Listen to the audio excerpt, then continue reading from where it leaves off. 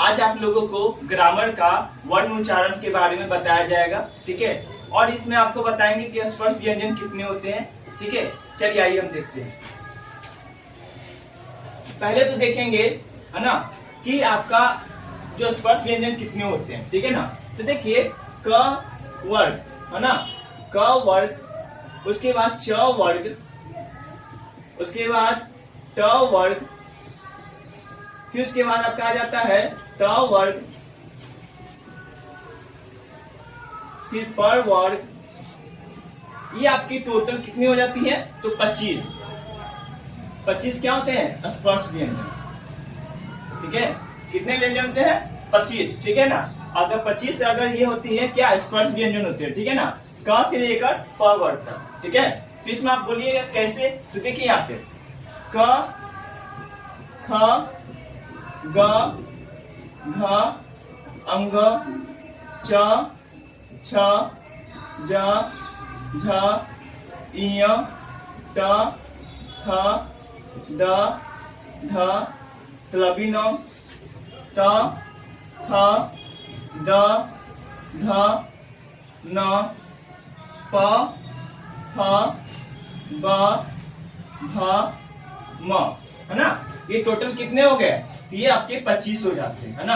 अगर आपसे पूछा जाए कि स्पर्श व्यंजन कितने होते हैं, तो 25 होते हैं, ठीक है। अब इसके बाद आप कहते हैं, ठीक है, य,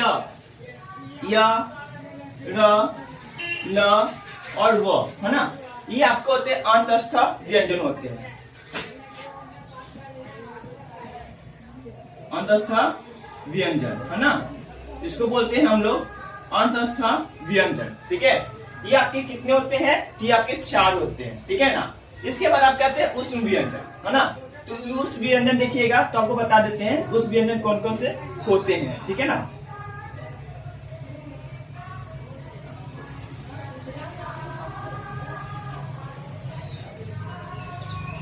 तलाबी स, मूर्धनी स, दंती स और ह, ये आपके 4 होते हैं और इसे हम बोलते हैं उष्ण व्यंजन, है ना। इसे क्या बोलते हैं, उष्ण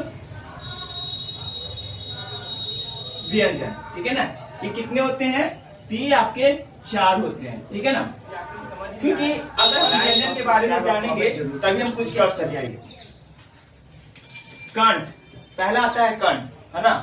कंठ से क्या क्या उच्चारण स्थान हो सकती है, ठीक है, जिसके बारे में हम लोग जानेंगे। तो देखिए कंठ क्या होता है कि कंठ से आपका अ निकलता है ना। अ किसका प्रयोग होता है, तो कंठ से होता है। आ का मात्रा जो होता है ये भी कंठ से आती है। फिर देखिएगा आपको तो क वर्ग, है ना। क वर्ग में क्या आता है, क, ख, ग, घ, अंग, है ना। ये क्या है, कंठ का ही उच्चारण स्थान है, ठीक है। अब देखिए यहाँ पे ह भी क्या होती है, कंठ से ही निकलती है। फिर विसर्ग। अब देखिए दूसरा आता है आपके तालु, है ना। तालु का उपयोग हम कैसे करते हैं, तो देखिए तालु से आपका छोटी की मात्रा निकलती है, बड़ी ई की मात्रा निकलती है और च वर्ग, है ना। आपको पहले बता दें कि व्यंजन में क से लेकर प वर्ग तक, है ना, टोटल 25 स्पर्श व्यंजन होते हैं, ठीक है ना। तो पहले तो हम आपको बता दें कंठ जो है उसमें आपको क वर्ग का, है ना, क वर्ग इसमें क्या होती है, आती है, ठीक है। फिर देखिए इसमें तालु, तालु देखिएगा तो इसमें क्या था, च वर्ग, है ना। और उसके बाद य और तलबी स। फिर मूर्धा से देखिएगा जो से मुंह से हम प्रयोग मतलब उच्चारण करते हैं, उसमें आता है आपका री की मात्रा, है ना। फिर ट वर्ग आ जाता है, फिर र आती है और एवं क्या हो जाती है, मूर्धनी स। फिर दंत, दंत मतलब क्या, दांत, है ना। दांत से क्या क्या उच्चारण स्थान होती है, देखिए यहाँ पे तो यहाँ पे होगी आपका ट वर्ग, ल एवं दंती स का। अब देखिएगा ओठ, ओठ मतलब क्या, ओठ, है ना। ओठ का से क्या क्या उच्चारण स्थान आता है, देखिए उ, बड़ी उ और प वर्ग। नासिका, नासिका मतलब होता है कि नाक, है ना, कि नाक से आप लोग कौन कौन से शब्द को व्यंजन को उपयोग करते हैं, देखिए यहाँ पे अंग, इय, तलबीनो, न, म और क्या हो जाएगा, चंद्र बिंदु और विसर्ग, ठीक है। उसके बाद आपका है कंठ और तालु।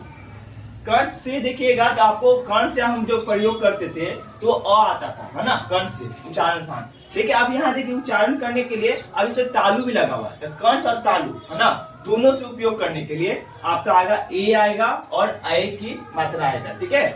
फिर उसके बाद आता है कंठ और ओष्ठ। अब कंठ ओष्ठ से मतलब कि कंठ और क्या ओठ है ना, डी से आपको ओ की मात्रा आती है और औ की मात्रा आती है, ठीक है।